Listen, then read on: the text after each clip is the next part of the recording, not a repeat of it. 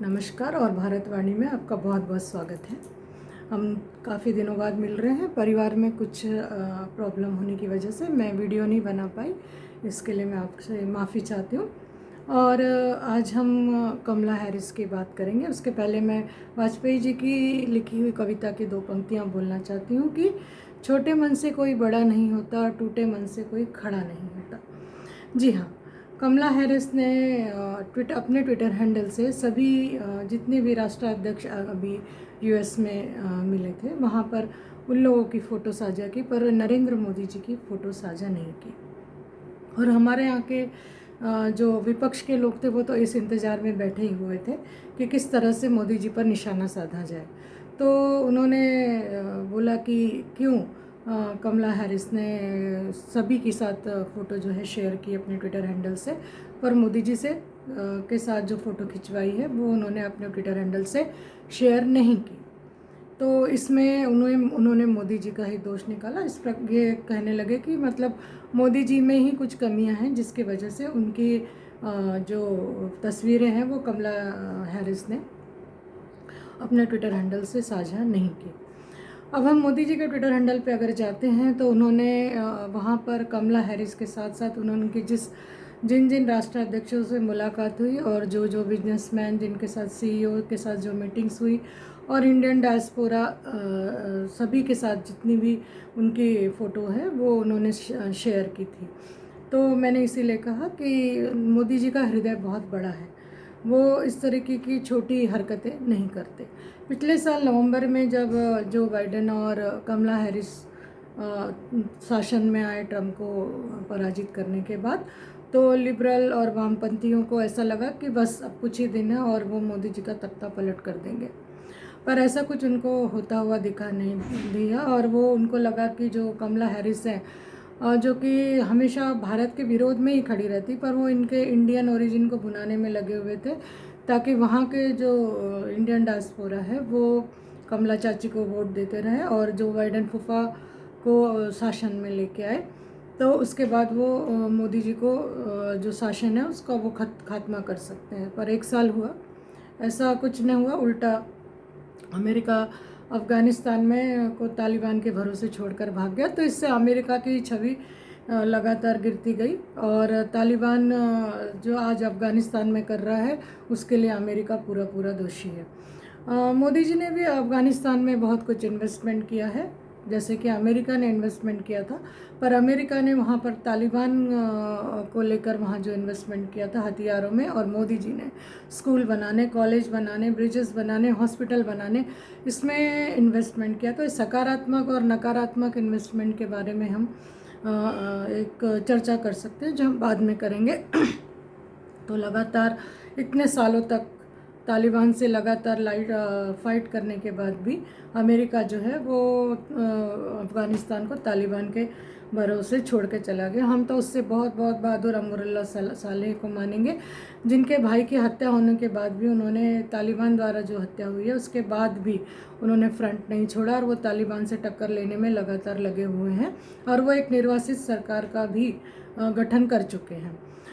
तो हम कमला चाची की बात कर रहे थे। कमला हैरिस जो है उनकी माँ चेन्नई की बताई जाती है और उनके पिताजी जो हैं वो जमैकन हैं और उनके जो दादाजी थे वो भी यहाँ भारतीय सरकार में एक अधिकारी रह चुके हैं। और मोदी जी जब भारत से अमेरिका गए तो उन्होंने कमला हैरिस को उनके दादाजी को जो उनके कार्यकाल में मिले हुए सारे नोटिफिकेशन थे उनको एक लकड़ी की फ्रेम में मढ़वा कर उनके लिए गिफ्ट ले गए थे। इसके अलावा उन्होंने एक बनारस से बना हुआ गुलाबी मीनाकारी जो का काम होता है उसका बना हुआ चेसबोर्ड भी वो लेके गए थे कमला आंटी के लिए। तो लिबरल लोगों को लगा कि कमला आंटी जब शासन में आ जाएंगी तो वो कमला आंटी का दरवाज़ा खटखटा के कभी भी बोल सकते हैं कि चलिए आंटी, मोदी जी को आप 2 डांट लगाइए, मोदी जी को 2 डंडे मारिए और उनको सीधा कीजिए। तो कमला हैरिस का 370 हटाए और उनको लगा कि जैसे ही कमला हैरिस शासन में आ जाएंगी तो वो कमला हैरिस से बोलकर 370 वापस लागू करवा लेंगे, पर वैसा कुछ हुआ नहीं है। वो उनकी औकात के बाहर की बात है। भारत अब वो पहला वाला भारत रहा नहीं है। ये कांग्रेस को शायद अभी तक होश आया नहीं है कि ये 2004 से लेकर 2014 तक जो भारत सोया हुआ था वो भारत मोदी जी ने आके जगा दिया है, और 2014 के बाद वो सच में भारत बना है, जिसको अपने ओरिजिन, जिसको अपने कल्चर, जिसको अपनी संस्कृति और जिसको अपने खान पान हर चीज़ पर गर्व है, और जो अपने सनातनी होने पे भी गर्व करता है। तो उस जो गर्व को हमेशा जो नीचा दिखाने की कोशिश करती है वो है कांग्रेस। और कांग्रेस का ही एक ट्विटर हैंडल जो है गौरव पांदी, उन्होंने सबसे पहले ये बात उठाई कि कमला चाची ने ये फ़ोटो शेयर नहीं की। तो क्या हुआ, हम क्या, हमारे मोदी जी जो है कमला आंटी के ट्विटर हैंडल से अपनी फ़ोटो शेयर करवाने तक ही मोदी जी की लोकप्रियता है क्या? इतनी बारिश में लोग जो एयरपोर्ट पे खड़े हुए थे, जो इंडियन डायस्पोरा वहाँ खड़ा हुआ था मोदी जी के वेट करते हुए, मोदी जी के एक झलक पाने के लिए, वो इनकी लोकप्रियता का सबूत नहीं था क्या? तो पर कांग्रेस जो है वो हमेशा ही मोदी जी को नीचे गिराने में लगी हुई रहती है, और इस कोशिश में हमेशा कांग्रेस ही नीचे गिरी है। मोदी जी ने हमेशा उनके किसी भी नीच बात का, किसी भी गलत बात का कभी उत्तर नहीं दिया है। वो लोग हमेशा उनके ऊपर अटैकिंग मूड में रहते हैं, और उनकी जो मीडिया सेल के हेड है गौरव पांदी, वो हमेशा मोदी जी को गलत साबित करने में लगे हुए होते हैं, पर वो पासा हमेशा उल्टा ही पड़ता है। तो इस प्रकार से कमला हैरिस का जो मन है वो अति छोटा है, अति क्षुद्र है। उन्होंने एक मतलब एक ट्विटर हैंडल अपने उससे मोदी जी को जो नीचा दिखाने की कोशिश की है, उस प्रयत्न में वो खुद ही काफ़ी छोटी हो गई हैं। अब हम दूसरी बात पर आते हैं कि कांग्रेस में जो कन्हैया कुमार का शामिल होना आगे कांग्रेस के भविष्य पर क्या असर डालेगा। तो जो लोगों ने भारत तेरे टुकड़े होंगे इंशाअल्लाह इंशाअल्लाह ऐसे नारे लगाए थे, तो मैं उनको बोल रही हूँ कि कांग्रेस तेरे टुकड़े होंगे माशाअल्लाह माशाअल्लाह, क्योंकि कांग्रेस के वैसे ही कई टुकड़े हो चुके हैं। पंजाब में अब उसके 3 धड़े चल रहे हैं। एक तो सिद्धू अलग हो चुके हैं, चन्नी अलग हो चुके हैं, और अमरिंदर सिंह सबसे पहले ही उनसे अलग हो चुके हैं। तो कांग्रेस का अभी छत्तीसगढ़ में भी कांग्रेस में घमासान मचा हुआ है। राजस्थान का घमासान आप पहले ही देख चुके हैं, और इसका असर उत्तराखंड पे भी पड़ने वाला है। पर एज़ यूजुअल राहुल गांधी को इससे कोई फ़र्क नहीं पड़ रहा। वो कन्हैया कुमार और जिग्नेश मेवानी के साथ अपनी फ़ोटो शेयर करने में बिज़ी हैं, और उनका जो पिछलग्गू मीडिया है वो इसको जस्टिफाई करने में लगा हुआ है कि कांग्रेस एक बॉर्डर स्टेट है, तो क्या हुआ, उत्तराखंड भी तो एक बॉर्डर स्टेट है, वहाँ से चाइना हमला कर सकता है। आपको पता ही है कि पंजाब में जो ड्रग्स की प्रॉब्लम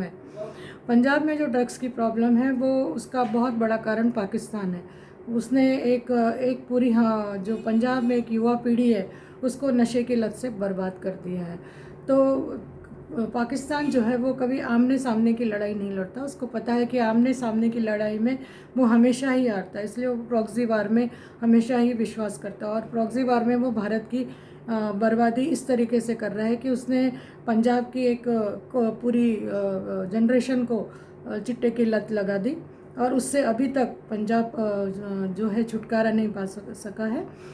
भले कांग्रेस ये शासन करने ये वादा करके आई थी शासन में कि हम नशा मुक्ति कर देंगे पंजाब में, पर वैसा कुछ होता हुआ दिखाई नहीं दिया। उल्टा अभी जो किसानों का आंदोलन है उसमें ही पंजाब में कांग्रेस कई धड़ों में बढ़ गई, और अब कांग्रेस के कई टुकड़े होने का इंतज़ार है।